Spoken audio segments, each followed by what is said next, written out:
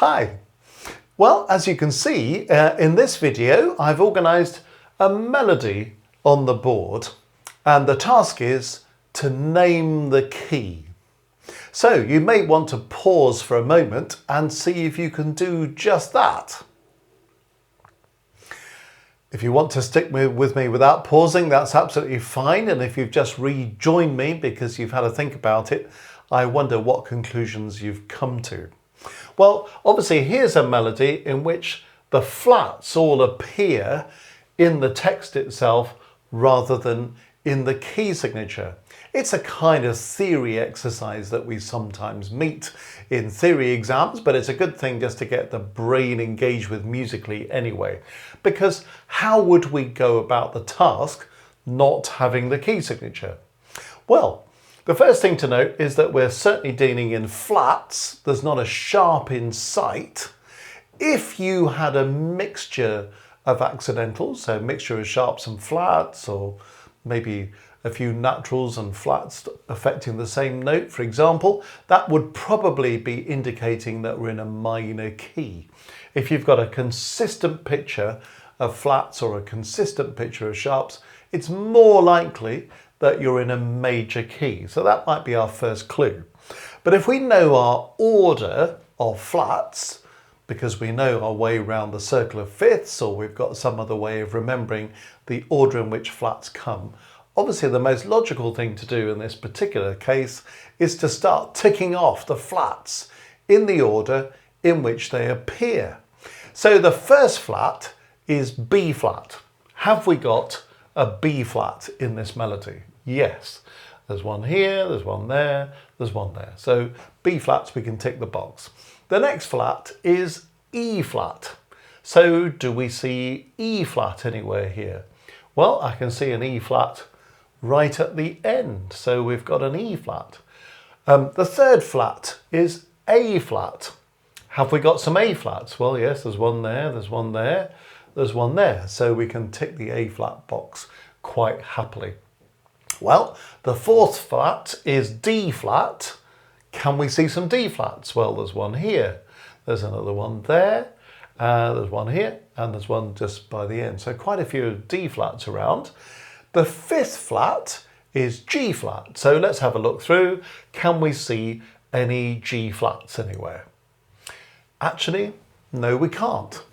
So you might have concluded that this piece contains four flats, B flat, E flat, A flat, D flat, and therefore it must be in the key of A flat major. And if that's what you concluded, it's entirely logical that you would come up with that as the answer. Sadly, it isn't the correct answer, and that's what I'm trying to explore here. We said that the fifth flat would be G flat, and we looked through the melody and we couldn't see any G flats. But there's one thing we need to notice. We can't actually see any Gs. You know, we could have Gs on this line, but there are none in the melody. Maybe up here, well, there are none up there. So there are no Gs in the melody, which kind of begs the question, doesn't it?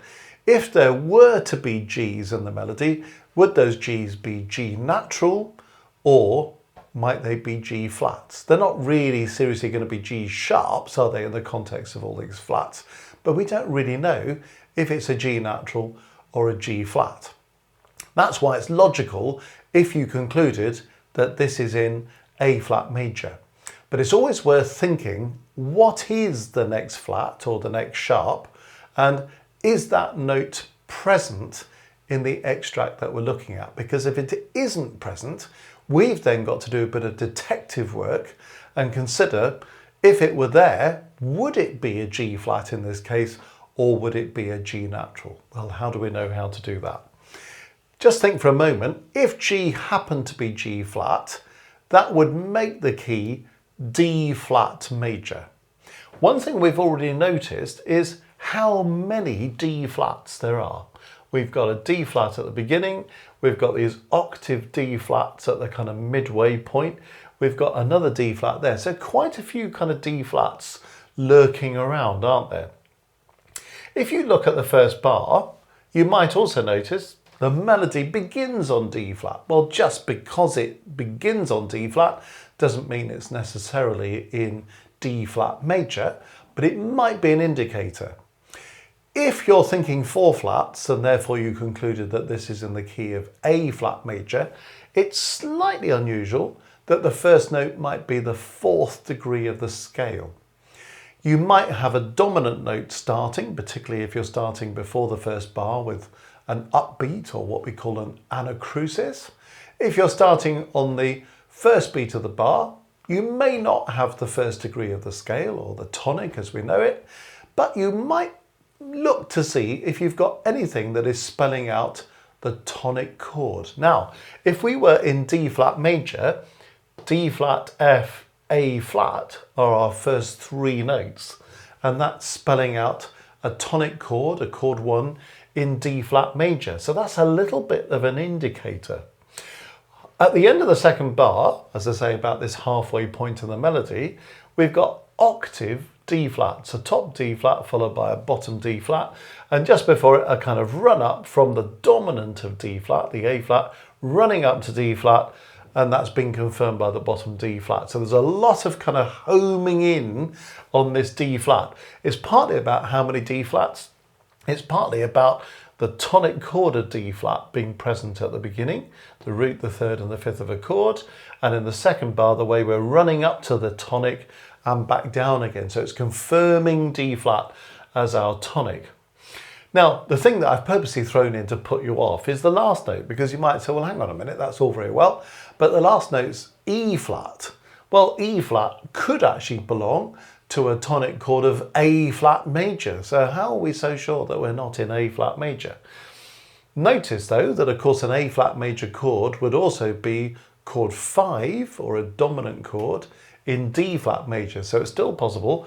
And this little thing I've put on the end, etc., suggests that we're not at the end of the piece. This is just one phrase that's going on somewhere else. So we may not be finishing on something that belongs to the tonic chord at the end. You might expect most pieces to finish on a chord 1, a tonic chord, but it could well finish on a chord 5 and then be some kind of imperfect cadence. So there's the kind of theoretical reasoning for the fact that this is actually a melody in D flat major, because if you did have G's, they would actually have to be G flat.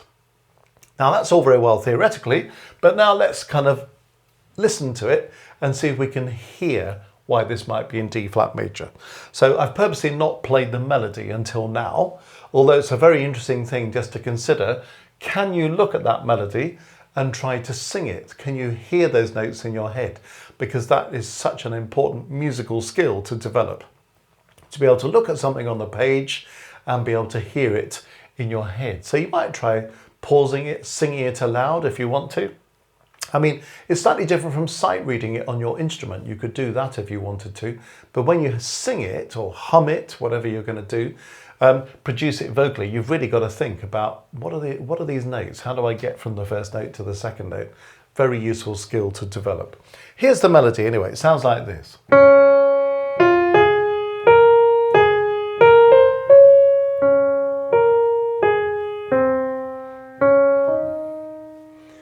Can you hear that last note? Doesn't sound like the end of anything, does it?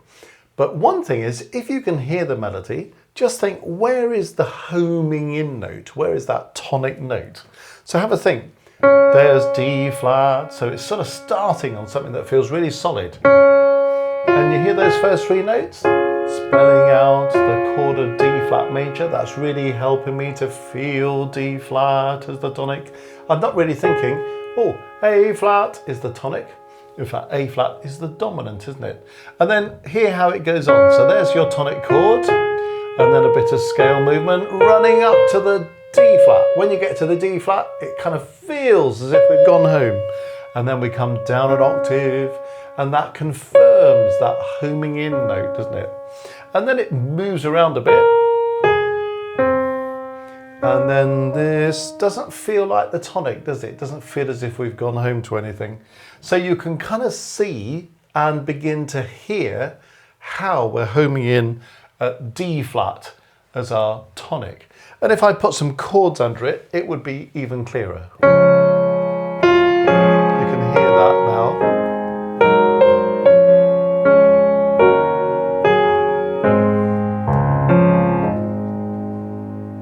And I can hear that this D flat is the tonic.